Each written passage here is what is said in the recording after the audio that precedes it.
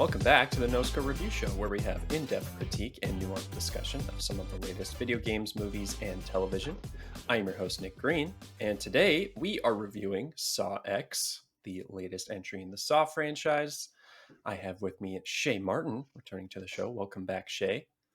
I'm so excited to be talking about Saw. 'Tis the season. Thanks for having Tis me, the Nick. season. Always a pleasure to have you on. I don't think you've been on since, it was like probably the Mission Impossible franchise in review, maybe? I think As far so. as I can remember. It has been a minute. It has been a Yeah, minute. It's probably been like a couple months since I've been yeah, here, but I'm for happy to be sure. back. Yeah, happy to have you back. Yeah, like I said, we're reviewing Saw X. The first little bit of this review will be spoiler free, so don't worry if you are worried about any sort of explicit plot details or anything.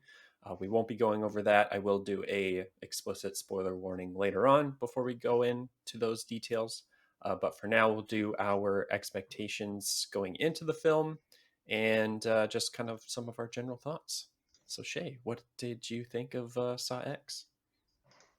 I, just like everyone else, loved it. I do think it is one of the better ones of the franchise. I Hmm. did go in knowing this, however, that a lot of people did think it was the better one of the franchise, which did kind of Oh, affect my viewing a little bit, but I would mhm. still say I was really satisfied with it all. Um, I'm happy that we kind of got to understand John Kramer a little bit deeper. Mhm. Um, there's excellent characters, there's interesting games, very unfair games. Yeah, some brutal traps, and maybe not quite fitting the punishment, particularly, but I don't think it very rarely does. yeah, it's kind of a weird gray area of like he's making leaps and bounds to try and justify the things he puts these people through. Um, But yeah, I think that's a pretty like well-worn trope of the franchise by now. Hmm. So nothing has changed really in that regard. Hmm. Um, but yeah, I was kind of the same. This movie actually came out a while ago now. This is a bit of a late review. It came out end of September, but yeah, I wasn't exactly like hyped for this film. I'm not like a huge fan of the Saw films in general. I've seen I think I'm the same as you, Shay. I think I've seen all but Jigsaw and Spiral. Um, Yes. Yes, I have not and seen either of the spin-offs. okay, yeah. Uh, those were the two most recent ones, and I was kind of checked out by then. Um, like it's everyone refers to these films as like torture porn, essentially, and nothing much more than that, which I kind of would have to agree for the most part. It's pretty like hollow like generic storytelling, like very convoluted story as well, trying to like jump through hoops as to trying to make sense of what is actually going on within the story, if there's any story at all. Hmm. It's just an excuse to put people in really creative ridiculous traps, and they just get more and more ridiculous as these movies go on. But thankfully, Saw X kind of returns to form a little bit. It really feels like they embraced what made the first few films work really well. Like they dialed back the um, not creativeness. I don't want to say creative, but just like the complicated nature of the traps. It's like very simple, very straightforward.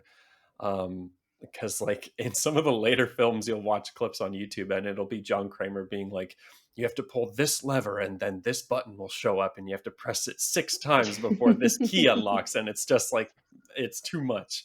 It Um, is. but, but it's very dialed back. And like you said, it's a lot more character focused.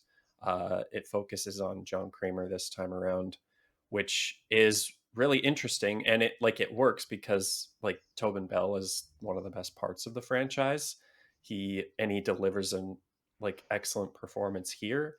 If it weren't for like one of the scenes early on in the movie, it like the first almost half of the movie would play out just like a medical drama essentially. Like it's so ridiculous to even think that that is in a Saw movie. But it works really well. And yeah, It was a very like refreshing take on the franchise. I think something much needed after all the schlock that has come beforehand.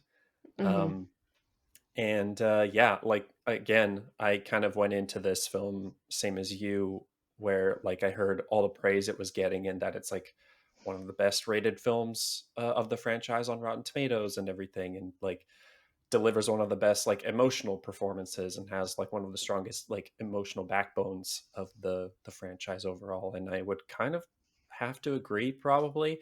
Honestly, I think it probably does have the best emotional core to it, because even like as much as I appreciate and like the first Saw film, it's not as emotional. Obviously, it's much more like traditional horror, but it's got like a good interesting plot premise to it.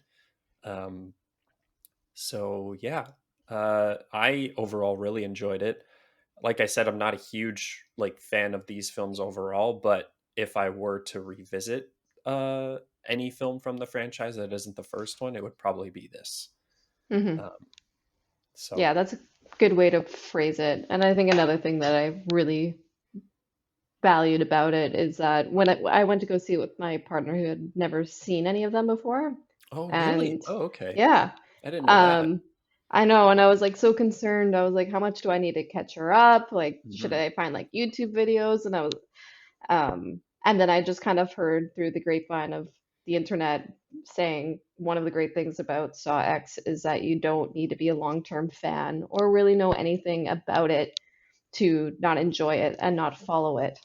Totally. Um, Yeah, I yeah. think I heard a review for it saying that like if you have seen all of the prior films and you're kind of in the loop with everything and you know all of the lore or like the zeitgeist and like the legend of Jigsaw, basically, I think it'll only be supplementary to you. It'll only improve the experience, but you can go Mhm. in knowing absolutely nothing and it'll still basically stand on its own, because it almost works like if you don't know the context for where it like sits within the franchise, it almost kind of works as a first film on its own. Like that's how well it stands. Um, Yeah, I would agree. but yeah, that's very cool to hear that like she went in completely blind and still was able to gain something from it. Yeah, not only that, she actually really enjoyed it, and I wouldn't really consider her, I wouldn't consider this her cup of tea. Right, I was right, planning on going by myself, so right. I think if you are successful to get, I forget how you termed it, like torture porn, Yeah, and yeah. to get somebody who would typically not buy into any of that and like sit down and like I as soon as the credits rolled, I looked at her and she was just like, I enjoyed that. Hmm. Like I think that's a success in itself. And even my theatrical experience was pretty great because the whole audience was cringing and like also laughing at a lot of points, but like not Right. laughing at it being like necessarily ridiculous, like not for the reasons why a lot of people might laugh at a horror movie. It was kind of Right. more like when he's like, "Oh, I still have a lot more work to do," and he's on the park bench and he's like drawing a trap, and it's like, Yeah, "Oh, good old John." yeah. Yeah. Yeah, I had a pretty good experience as well. It was, I think the audience had been dying down by the time I went to see it, but still a great audience experience overall. And yeah, this it's doesn't do anything revolutionary. Like it's still very much kind of in that torture porn category. It's Hmm. definitely nowhere. I would say it's on the lighter end of the spectrum for like amount of explicit gore. Like I Hmm. feel like at least like looking back, it's all like there's maybe one or two of the traps are like really explicit. The rest Hmm. is more so like bloody, I think, and like more, yeah, we'll get into it more with spoiler territory, but I think Hmm. as a seasoned horror vet, if I can even call myself that, it's like if you're more experienced with the horror genre and the like gore and torture porn and everything, it's on the lighter end, I would say. But Hmm. yeah, And I believe that adds to it as well. It didn't for rely sure. on it, so Exactly. Yeah. yeah. Yeah. Um, Excellent. Well, I think that's a good spot to end our spoiler-free review. So, if you haven't seen Saw X yet and you want to steer clear of any spoilers going forward, then pause the video here. Come on back once you've seen it, because from here on out will be explicit spoiler details, and we'll go into the plot like much, much more with our highlights and lowlights. So, Shay, where do you want to start? Positive, negative?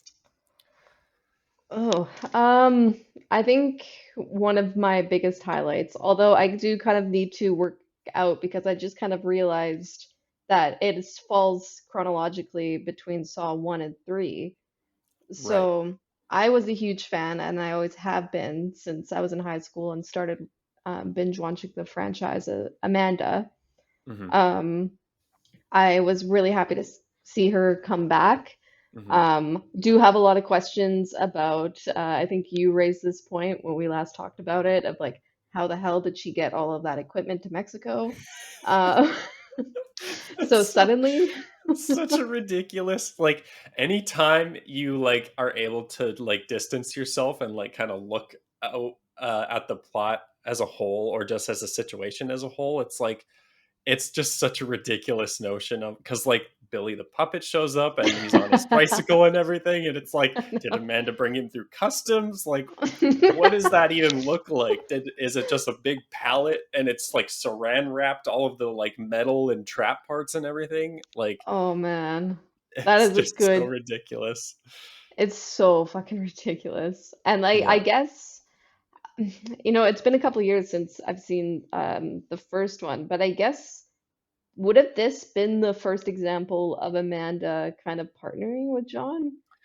I think so, because I did want to like go into that more with Amanda, is like, because I rewatched the first one relatively recently in the last couple of years, but from my memory, she is only in that like cold open effectively with the reverse bear trap, and then you don't see her again in the rest of the first movie. Mm, Um, but my memory of Saw 2 and 3 is like basically non-existent, other than because we rewatched a clip recently. In Saw 2, she's in the house with the rest of the like victims, yeah. right? And she's kind of like the sleeper agent kind of, or like the double agent, if you want to call her that. Hmm. um and I'm assuming there's some big twist reveal in there that was working with John Kramer the whole time. um so yeah, I that piques my interest of revisiting at least the first few films, just to see the through line of her going from being in the very first trap to then working with John. Um, it didn't like detract from the experience at all, because I mean, like, I'm also like relatively in the loop with the whole story and everything. Like, I remember that she was like helping or working with him anyways, so I was able to go along with that. But yeah, I definitely want to kind of recontextualize everything now, especially since this falls between saw 1 and 2, I think, or somewhere between one Yeah, and three, like you said. I I believe it's between 1 and 2. And I wish we kind of got a little bit more maybe a little bit more backstory with Amanda even. I Hmm. do like that she really empathized with the what's her name? I have IMDb up. Gabriella. Gabriella, very empathized with her because of they're both addicts, or Amanda Hmm. at this point is a recovering addict. I Hmm. do kind of wish we went a little bit into that because I still am a little bit blurry on necessarily how Amanda and John's values align. Right. Um, Yeah. Yeah, and that's, I think, part of that whole kind of recontextualizing their relationship and how they like came to start working together and everything. um Yeah, I wonder how that all fits together. Hopefully it does, and hopefully it makes sense. But I'm with you on the point of Gabriella. That was a very interesting kind of dynamic and point of contention between Amanda and John, and like Amanda like trying to belay Gabriella's like demise effectively. It would have potentially maybe uh, been more interesting had we gotten a little bit more from that as well, because it kind of just kind of diverts back into just Gabriella having to face her trap, and then she gets killed by what's her name, Cecilia. So that plot point, you could probably argue, kind of fizzles out in a sense. I mean, it does work to serve Cecilia's like character development as well, showing that Hmm. she's like a despicable human being. But Yeah. yeah, it would have been kind of nice, especially considering how long this movie is. That's another, I think, low light for me. I think it probably could have been uh like a tight 90, and like you could have gotten the same thing across. Like I would be hard pressed to find someone who would argue for like justifying the entire runtime, because like especially towards the end, when it starts getting into that like kind of tropey like double crossing, a bunch Yeah. of like twists and stuff, it gets like pretty like into the well-worn tropes of the or of the franchise. So, and it kind of spins its wheels a little bit towards the end as well. um, Yeah. That would definitely also be my con of the entire film was that typically the Saw twists are relatively interesting. right. This one I think got a little bit too excited Yeah. or something. I don't know. Well, And and I think Cecilia. because we touched on this in our talk a few days ago, um, it just, I think part of what harms that is that it kind of just fizzles out. Like we don't get a big, like satisfying ending, especially with Cecilia's like fate. Mm-mm. Like 'cause she just ends up surviving. So whether they're trying to set up more like films with her potentially, I don't know. I mean, Um, does she survive or does she just get stuck there, kind of like the first victim of the right. first Yeah. movie? Well, yeah, like that also just begs that question of like it just leaves us with more questions effectively, rather than kind of like ending on a final like gratifying note, Hmm. right? Um But with especially with all the franchises, this, sorry. especially with all the like buildup of like bringing the kid into the whole situation and having like that go off as well, and then her whole relationship with Parker as well, like it just kind of peters out a little bit towards the end. What were you gonna say, Shay? Um, I would agree with you though that there could be a potential setup for Cecilia in a later film because with Mm, franchises this big, we all know that if we don't see a character die, um, that's true. they're Yep. very likely to come back. Um, I think Cecilia's character also, there is also room for more a little bit. I was kind of intrigued by her character. Hmm. Um, Obviously, she's not a great person, to say the very, very least. Yeah. I would Yep. almost argue that I'm not even sure if it's possible to be that despicable. Yeah. Yeah, as like morally gray as John Kramer was, like you could see where he was coming from with this whole twisted worldview, right?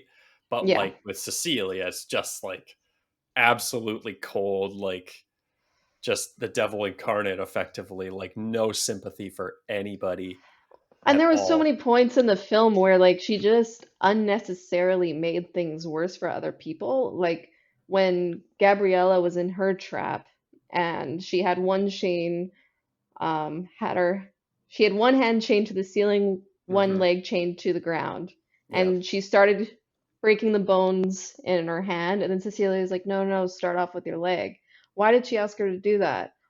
Obviously, if she had gone with what she was doing, she would Yeah, have fell she to would the have just ground. fallen. Yeah. Yeah, but Cecilia was just like, no, we're gonna make this harder for you. You gotta, there was absolutely no reason for that. Totally. And Well, and Cecilia also is the one that grabs the other girl, what was her name? Valentina. She grabs Valentina's yeah. body and freaking disembowels her to like she has no, and she was like stone faced the entire time. Like Okay, she so I went to the washroom during that part. I only came back. Okay, oh so yeah, I went to the washroom right as Valentina like died, and I'm like, yeah, okay, this is a good time to go. And then I came back, yeah, and then she was disemboweled, so I was yeah. confused. What happened? What did I miss? I know, I'm like, did her bowels fall out of her neck when she got beheaded? Like, that doesn't make any sense. So, You walk back, you feel like you were in the wrong theater for a moment or something. yeah. So I guess That's so funny. Cecilia, what did Cecilia do? So that table that Amanda put in the middle of the room with like the coat and Cecilia's phone and everything, they were trying to like basically lasso the table to like pull towards one of them so Cecilia could grab her phone and call like 911 or whatever. Um and that was Cecilia's solution, was to disembowel Valentina and use her intestines as a rope and like, yeah, right, like that's some like very next level cold hearted, just completely like disconnected from reality. Oh Like, my God. Yeah. yeah, I mean, I guess she's, well, not really a doctor, but maybe is somewhat in the medical world, arguably, very, very arguably, very loosely. yeah, So well, maybe, she's such a untrustworthy, is that the right word, like character, like unreliable, because like you just don't know what she's saying is true and what isn't, right? Like, yeah. because yeah, from the very beginning she's just lying to John the whole time. um but yeah, I could see, and I mean, as far as this franchise goes, I would be fine with seeing like recurring characters again, like Cecilia, because that sets up an interesting like uh dynamic and like battle going forward between like, if Tobin Bell returns again for yet another one, or I would also be completely content with just seeing like a Amanda versus Cecilia somehow in another movie. And then we could also potentially get more of Amanda's like backstory and like uh more info as to how she got involved with this whole Jigsaw thing. So Hmm. Yeah, um definitely. I think it would also, yeah, I think that would be a lot more interesting because as John Kramer's, like Tobin Bell is amazing. But by the end of this film, I was starting to get a little bit on my last nerve with John Kramer. I'm like, how much longer can we buy into this narrative that like what he's like? It was Saw X was very good at making you empathize with him. mhm. There was moments, however, where I was just like, okay, now you're reminding me that you're a middle-aged, older, white cis male who's an engineer, and probably like I get it that you have like you're dying, so I'm not saying that you don't have any like um problems, but Right. the one of the first traps, which we find out is just to be like an imaginary trap, Hmm. where he witnesses a um A janitor. um yeah, Mexican custodian who you would Yeah, yeah, assume doesn't make a whole lot of money, um tempted to steal a patient's watch. yeah, And that was enough for John to be like, you know what, this man deserves hell. He yeah. deserves like to learn a lesson. And it's just like I Right. don't like, I don't know how you can. He has some, you don't see it a lot in the Saw franchise, but there are times where John Kramer will like, punish a rapist or a pedophile or something, and you're like, okay, I Mm. can get behind that, I understand that. And then there's other times where John Kramer so believes in our like almost like bylaws as well. Like he's just like, Right. I'm like absolutely loving this like TikTok trend right now of I go to a grocery store and I didn't scan one piece of apple or something, Hmm. and next I wake up in a trap because John Kramer believes in enforcing every law out there. Right. Or like, I've seen other variants of that trend where it's like someone uses the handicap stall in a bathroom, but they're not in a wheelchair or anything, and Batman shows up and starts beating the shit out of them. Yeah. Yeah, I do find it to be like a really interesting conversation where I I don't know. I think the laws that we abide by are extremely subjective. Right. And then you have people like John Kramer who obviously buys into these systems so Hmm. much, where he believes that, this person deserves hell Yeah. just for, these people are just doing what they need to do, not Hmm. including, obviously the rapists he has tortured Right. in the past. But Yeah. again, we don't really see that often. He kind of picks people who kind of, you could even argue that for Gabriella. She Hmm. obviously, you know, doesn't have it great. She's an addict. She was probably doing what she needed to do to get by, and Hmm. sadly, she was sucked into the whole thing. Yeah. Um, Yeah. It's yeah. a interesting topic of conversation for the franchise as a whole, because like they very clear, like obviously because we have like 10 films worth now of evidence, but like they very much did the like Hollywood uh choice of being like, oh, people just want to go see gore in the theaters, we'll just keep doing that, do whatever you need to make that happen.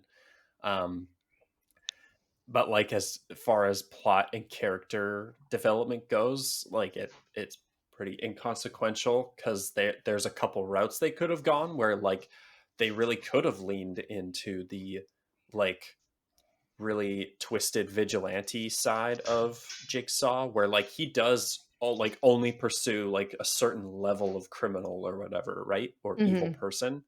And then like we would still kind of root for him in a sense, and uh you're able to develop that pathos a little bit better. You're able to make that leap anyway in your head, where instead of having this really wide like gray area of morality. Or they like don't lean into that side and do kind of what they've been doing, but then really tackle that whole theme of is John is what John doing right, and like have the characters kind of discuss that whole thing. But I mean, that also sounds like a lot of talking heads and not as much gore, which wouldn't sell Hollywood executives. So um, Totally, totally. it's an unfortunate thing, because like both of those, personally anyway, obviously, would be really compelling and just elevate these films that much more beyond just being what they are, of just being these splatterfest torture porn movies. So um yeah, it's kind of it is one of the big downfalls of not just like Saw X isn't able to avoid it, unfortunately. Hmm. um so yeah, and just as the franchise as a whole, because like this, like again with Cecilia, like arguably the worst person in the movie isn't even the one that gets put in or like goes into a trap, and not even a good trap. Like Not even a good trap at all. I would yeah, much rather have seen Cecilia in the first trap, or or in Valentina's trap, or what's yeah, his name? well literally Mateo's? any of them really. Yeah, any of Yeah, them. And any of the ones yeah. other than the one she had, like because even for the one she had, that could have been more compelling and like more justifiable of like punishment fitting the crime, if Cecilia and Parker actually did have a like loving relationship, and it wasn't just a she was using him the whole time. Like if it Hmm. was actually having to pit her against the one person she loves, and having to like basically kill him and sacrifice him so that she can survive, that would have been more interesting, right? That would But have been. Although, would we have, I don't know, audience believe that Cecilia, who we're assuming is like a sociopath, can right. feel that emotion? Right. Yeah, there might have been some needed legwork to get there, for sure. Yeah. Because the way the what she does in the film makes total sense, obviously, but it's also just kind of it falls flat, like I said before. Like, okay, cool, she survived. She's the only one that got away scot free, basically. I mean, not scot free, but Yeah, no, the traps, and we've known this from like the 12 movies that are out there, that the traps are never fair. yeah, Um, like yeah, it's a I know I sliding already said scale. this. Yeah, I think I already said this to you, where like Gabriella, she, even if she's past that trap, she would have had an most of her life taken away already from that Yeah, radiation. totally. She would have had maybe a year or two left, just like John. So I don't Yeah. really understand the logic there. And Hmm. I also like it just pisses me off so freaking much when somebody's actually successful at a game, Oh but yeah, the thing yeah. that gets Well, them at yeah, the end is the Valentina. time. Yeah, Yeah. yeah. I'm like, she did it. She She had the, totally did it. I would argue for me personally, that was the hardest trap. There's no way in hell I would Oh, have done that. absolutely. Yeah, yeah. Like the fact that she still had to suck out bone marrow was just like twisting the knife. And it's just like what she did was bad enough. Now you need to have her stick something inside of her femur. How would you even know? You can't move your head down. How would you freaking know that you can where your femur is? Yeah. Yeah, Like you can't exactly. feel Well, and that. with the amount of adrenaline and just like like chemicals running through your brain, like your brain is on overdrive, like yeah, it's Yeah. unfathomable. Also, Um she only had the only thing that was really tying her down was that rope around her neck, and she had a whatever saw that those things are called. That it made me yeah, kind of yeah. wonder. Well, I'm not saying that if I was in her shoes, I would have had the brain bandwidth to figure that Right. out Yeah, either. yeah, yeah. But Totally. yeah, Yeah. Um yeah, it doesn't succeed in surpassing the kind of the pitfalls of the franchise before. Um, but it definitely I think makes the most of what makes these films good and great. Um, it but yeah, it definitely doesn't bypass that kind of like critical view of like some of the character choices and the sliding yeah, scale of jigsaw traps. Um, yeah. so And like you said, at the end of the day, executive producers know that it's the torture porn that sells at the end of the day. People yeah, aren't going for you like know, nuanced uh, character study on yeah, or even morality just and like everything. yeah, a moral lecture people Yeah, aren't really buying tickets for. yeah, Um, yeah. yeah. That's and it like because I'm a huge horror fan, but like I also like good movies, so that's the really the crossroads that horror fans constantly have to like wrestle with, I think.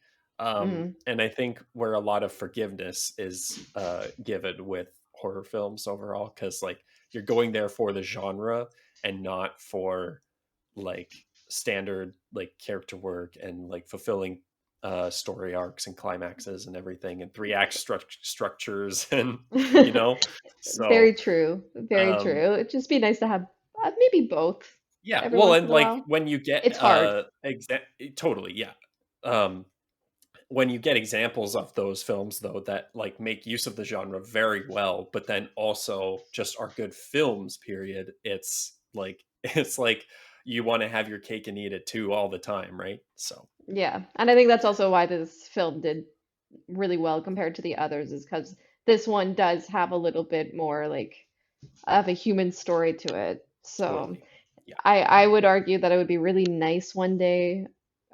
I mean, obviously this is only like applying to what I look for, but if we could have best of both worlds and there was like a version of John Kramer that really like maybe there was um one area of how would you even word this? Like one thing in his life that really fucking bothered him, like a cause that he wanted to master or something, and really Hmm. focus on a certain. I can't say, yeah, Are disregard. you thinking like a specific type of like criminal that like Yeah, wronged him before? like a Like certain certain people who abuse certain systems, or right. yeah, like you know, there was, I think, a lot of people really liked or found kind of humor in the billionaires in the submarine story for a No, reason. right. Yeah, So yeah. like yeah.